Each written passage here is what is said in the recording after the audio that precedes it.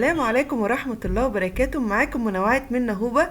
النهاردة ان شاء الله هنعمل مع بعض المحشي الجميل بطريقة سهلة وجميلة جدا وهتعجبكم. اول حاجة هنبتدي مع بعض، معانا كرنباية فاتحينها بالشكل ده كده. هحط حلة على البوتاجاز فيها مية بالطريقة دي، وهنزل عليها بشوية ملح. هنا كده المية ابتدت تسخن معانا. انا هنزل بالكرنباية مرة واحدة كده، حابين تفككوها من بعض براحتكم. انا هنا كده نزلت بيها بالشكل ده. اول ما تبتدي تاخد غلوة معانا هبتدي اقلبها على الوش التاني بالشكل اللي احنا شايفينه كده.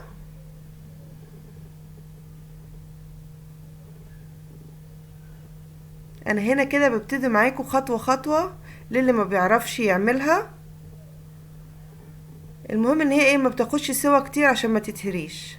هنا كده بعد ما اتسلقت معايا انا هبتدي ان انا اقطعها بالشكل ده وبرصها. هنا معانا حلة على البوتاجاز، هنزل بزيت. انا كده هبتدي اعمل معاكم الصلصة بتاعت المحشي. نزلت بكمية الزيت وهنزل بالبصل. طبعا المحشي بيحب البصل كتير بالشكل دوت. وهبتدي ان انا اشوحها شوية بالطريقة دي. انا هنا مش عايزة البصل يتحمر، انا عايزاه يدوبك يدبل بالشكل ده كده. هبتدي انزل بفلفل احمر وفلفل حراق، مش حابين تحطوا فلفل رومي براحتكم. هبتدي ان انا اقلبها بالشكل ده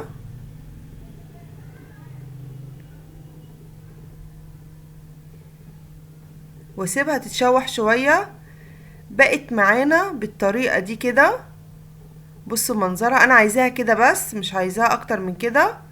هنا هبتدي في نقطة هعملها كويسة جدا هتعجبكم. هنزل احط بابريكا وفلفل اسمر وملح، هنزل بيهم على البصرة بالشكل ده. بتديها ريحة وطعم جميل جدا.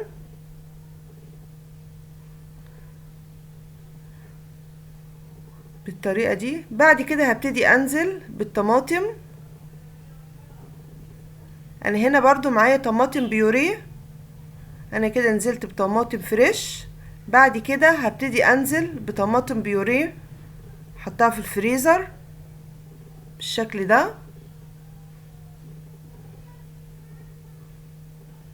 طبعا البابريكا اللي انا حطيتها بتديها لون احمر جميل جدا. نزلت بالطريقة دي كده، ابتدي اقلبها. هنا كده هسيبها ان هي تتسبك شوية بالشكل ده. هنا دي معلقة سكر انا هنزل بيها الطريقة دي. بصوا منظر الصلصة معانا بقى عامل ازاي. الريحة في منتهى الجمال. هنا بقى انا معايا نعناع، هنزل بشوية نعناع على الصلصة. حابين تحطوه ماشي، مش حابين براحتكم. كده انا الرز غسلاه كويس جدا ومصفياه، حطيته على الصلصة بتاعتنا. دي بهارات من المحشي، دي كلها بهارات اسمها بهارات محشي. انا ببتدي اقلب الخليط بالشكل ده. بصوا المنظر. هنا نزلت بالخضرة، في بقى بصلاية نزلت بيها.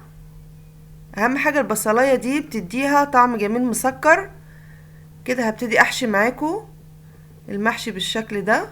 بصوا ده الورق بعد ما قطعته بالطريقة دي كده. هحشي كمية المحشي كلها. انا وريتكم اول حاجة، هبتدي اكمل الباقي. يا رب طريقتي تعجبكم. هنا بعد ما حشيت كمية المحشي بقت بالشكل ده كده، هبتدي احشي. معانا كوسة ومعانا بتنجان غسلاهم كويس جدا ومصفياهم، ببتدي احشيهم.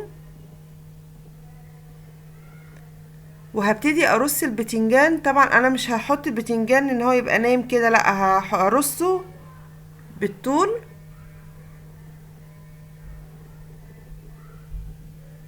دي عشان لما نحط الشوربة الرز ما يقعش منها. وطبعا البتنجان انا ما بكبسوش خالص. كده خلصت الكمية، هبتدي ازود المحشي بالشكل ده.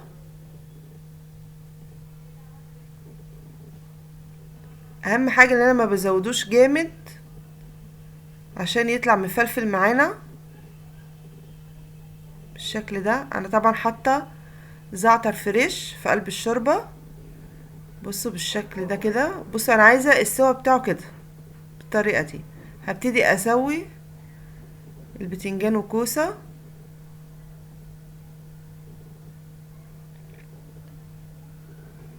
بالشكل ده.